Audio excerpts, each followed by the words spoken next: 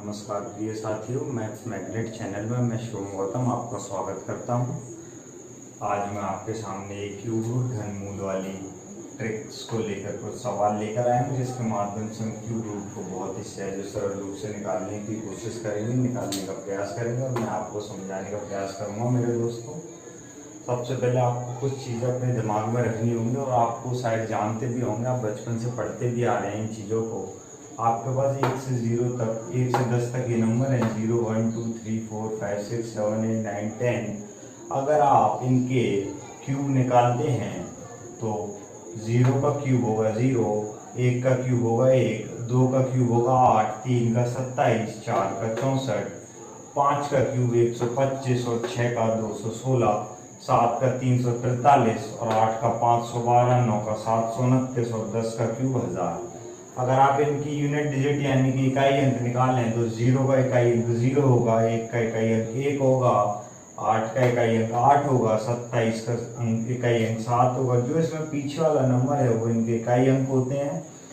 27 का इकाई अंक 27 की यूनिट डिजिट 7 होगी, 64 में इकाई अंक 4 होगा, 125 में 5 होगा। ऐसे ही आप करते जाएंगे तो 216 का 6, 343 का 3, 512 का 2, 729 का 9 और 1000 का 0। फिर से ये सीरीज रिपीट होने लग जाएगी, तो उसको बस यहीं तक याद रखने की जरूरत है। मेरे दोस्तों, अगर मैं आपको इस सवाल पर बात करूं, इस सवाल को समझाने की कोशिश करूं, तो आपको सिर्फ इसमें ये मात्र आपका 2 स्टेप में सवाल सॉल्व हो जाएगा। मेरे दोस्तों, इसको मात्र आप 2 स्टेप में कर सकते हैं।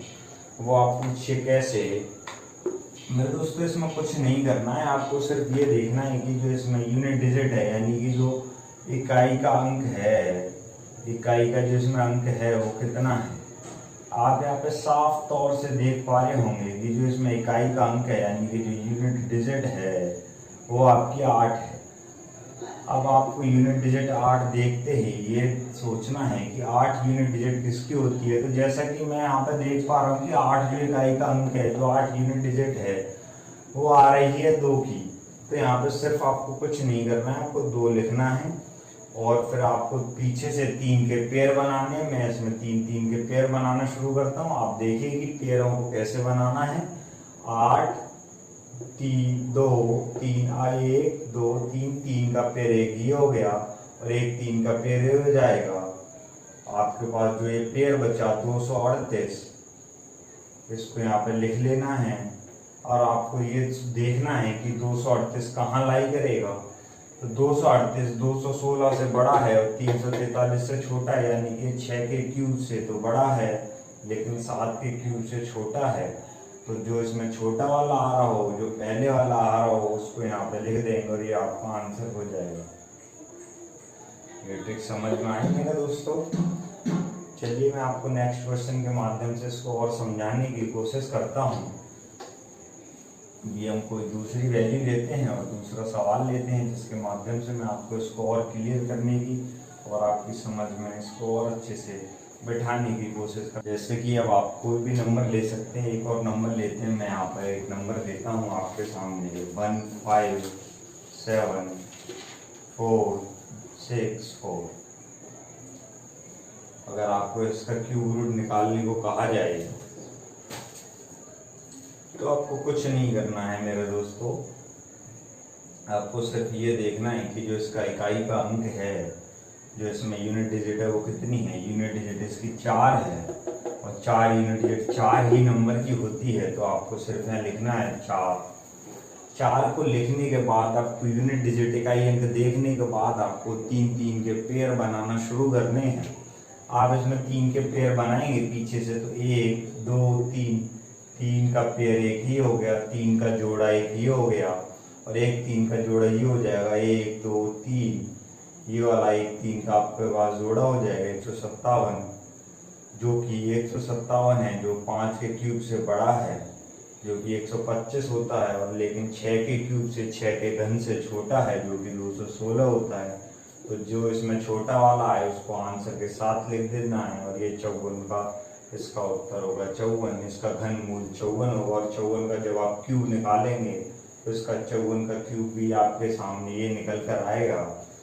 तो ये आपका आंसर हो जाएगा 54। और दूसरे क्वेश्चन से और इसको समझने की बेहतर ढंग से समझने का प्रयास करते हैं और दूसरे क्वेश्चन की हेल्प से इस ट्रिक्स को और मजबूत बनाते हैं और हमेशा के लिए इसको अपने दिमाग में रखने का प्रयास करते हैं। जैसे कि आपके सामने कोई क्वेश्चन आ जाए, लेट अस सपोज अगर आपके सामने आए कोई भी क्वेश्चन, जैसे कि आप मान लीजिए आपके सामने आया 4 6 6 5 6, आपके सामने ये क्वेश्चन फंस जाता है और आपसे इसका घनमूल निकालने को कहा जाए, आपसे इसका क्यूब रूट निकालने को कहा जाए, तो जैसा कि मैंने आपको समझाया है मेरे दोस्तों, सबसे पहले इसकी आपको यूनिट डिजिट देखनी है।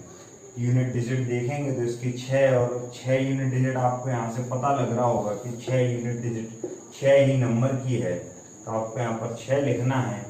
फिर आपको 3 3 के पीछे से पेयरिंग करनी है, 3 3 के जोड़े बनाने हैं पीछे से।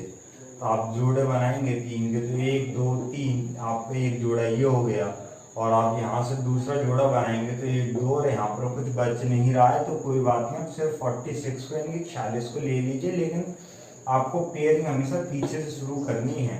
तो मैं आपको एक बार फिर से बताता हूँ, 1 2 3, एक जोड़ा तो आपके पास ये हो गया, जो बचा हुआ 1 2 और 1 ये जोड़ा आपके पास हो गया।